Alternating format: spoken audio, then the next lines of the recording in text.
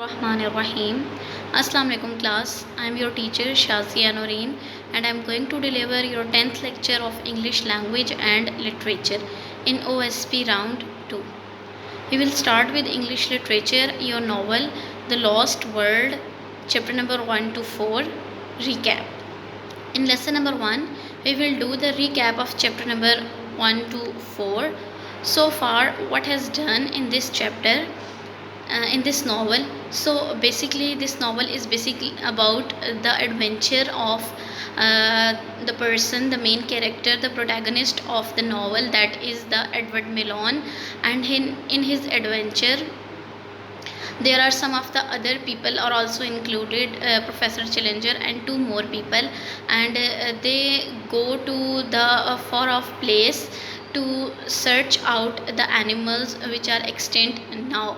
But the Professor Challenger claimed that he saw some of the animals there, and they started their journey to that particular place. In their journey they face a lot of difficulties and issues as well. So up till now we did this. So after a recap of chapter number 1 to 4, you have to answer some of the following questions. Like question number 1, Professor Challenger is a zoologist. What do zoologists do and what qualities would a good zoologist need? From chapter number 1. So basically आपने बताना है कि जो है professor challenger he is a zoologist, वो एक zoologist है. Zoologist basically क्या करते हैं, आपको चैप्टर नंबर 1 में इसका आंसर मिल जाएगा कि जोलॉजिस्ट का बेसिकली लिंक होता है एनिमल से, एनिमल स्टडी से रिलेटेड. और वहाँ पे प्रॉपर वे में जब आप उसको रीड आउट करेंगे and then you will get the answer. What qualities would a good zoologist need, इसको भी प्रोफेसर चैलेंजर ने एक्सप्लेन किया है. Why didn't people believe Professor Challenger when he had claimed to have seen strange animals in the far off land?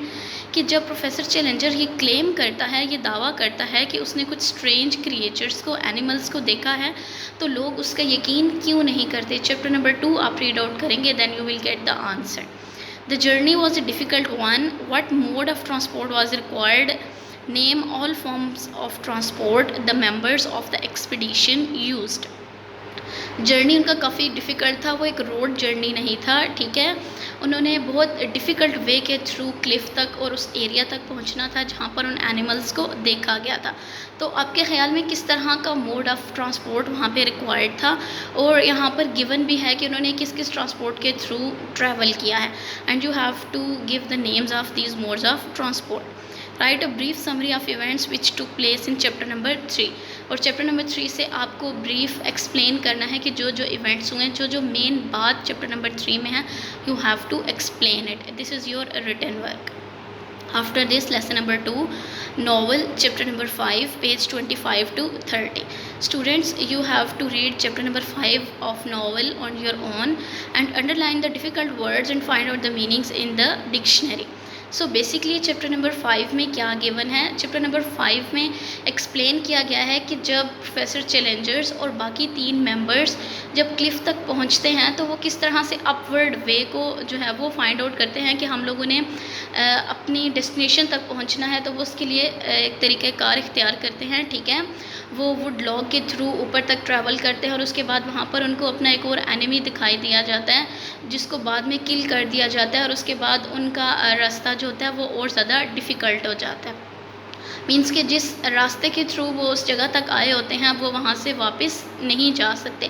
उनके दरमियान और बाकी world के दरमियान एक काफ़ी गैप क्रिएट हो गया होता है और वो बहुत ज़्यादा इस चीज़ को लेकर परेशान होते हैं. ठीक है, और वहीं पर मतलब शाम हो जाती है और वो बहुत परेशान होते हैं कि वो अब कहाँ पर अपने लिए शेड को तलाश करेंगे, और वहीं पर अपना कैंप बनाते हैं और वहाँ पर रहने लग जाते हैं. They were all very worried. ठीक है, ये तमाम चीज़ें एक्सप्लेन है, but you have to read it on your own and find out the meanings of difficult words. Okay, after this you written work activity section exercises on page number 67 and 66 on your novel, and you have to do comprehension exercise 1 and 2 and vocabulary exercise 3 and 4 from your activity section. This is your written work. After this, English language workbook unit number 5, animals magic. Your lesson number 3 is about the vocabulary animals sound from your student book page number 63 and workbook page number 41. Student book में आपको ये topic page 63 पर मिलेगा and workbook में page number 41 पर. The term onomatopoeia means the imitation of a natural sound of something. ठीक है, ओनोटोपिया basically क्या है कि कोई भी चीज़ जो साउंड प्रोड्यूस करती है उस साउंड को एज इट इज़ एक्सप्लेन करना, उस साउंड को as it is write down करना. ठीक है, ये बेसिकली ओनोमोटोपिया का एक लिटरल सा मीनिंग है.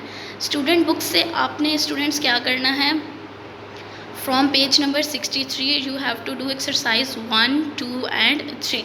In exercise number 1, look at the animal's photo on page number 63 and match the animal sound to the photo.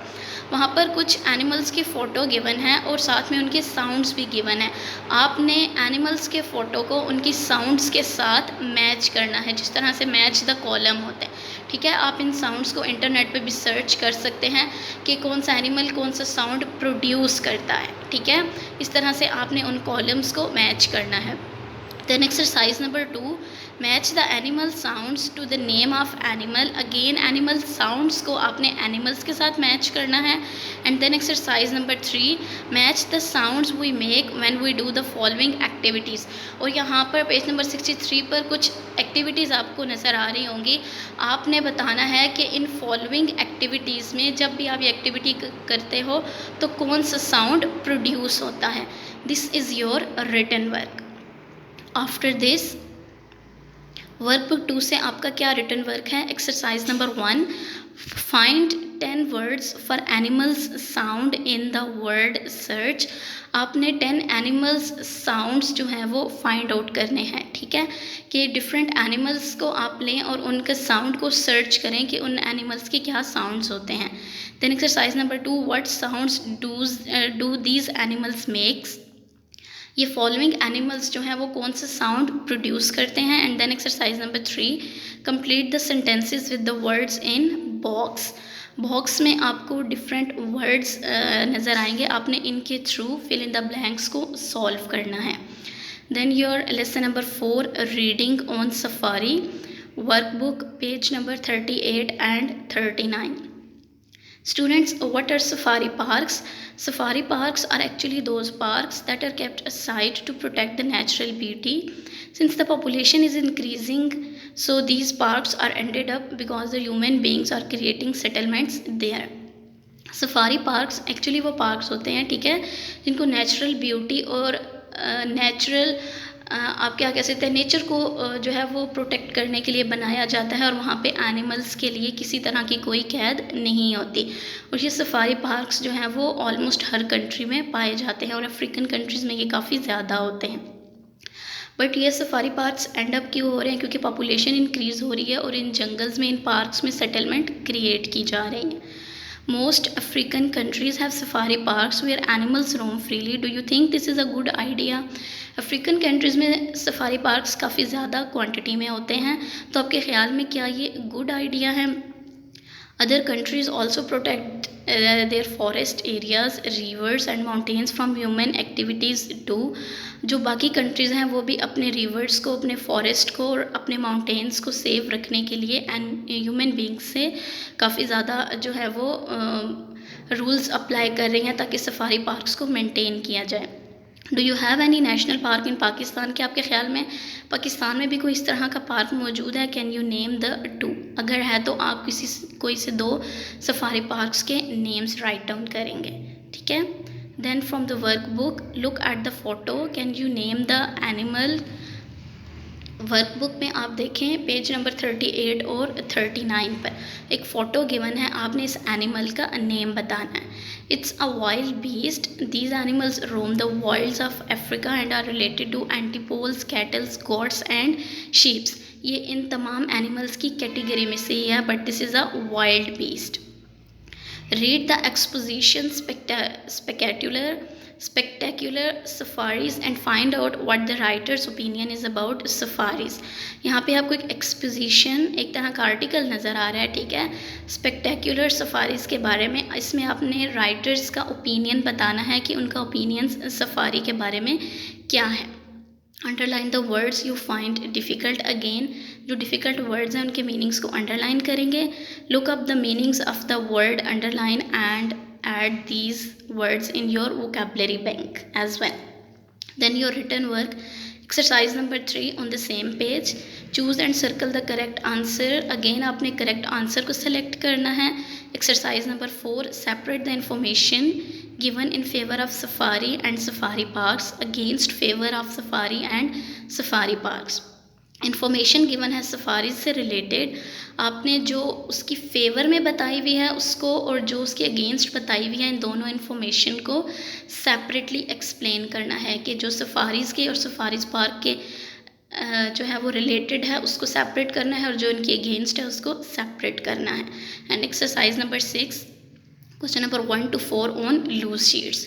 यहाँ पर जो क्वेश्चंस गिवन है 1 to 4 इनको आप लूज शीट्स पे आंसर करेंगे. ठीक है, this is your homework. Okay students, that's all for this week. Thank you so much.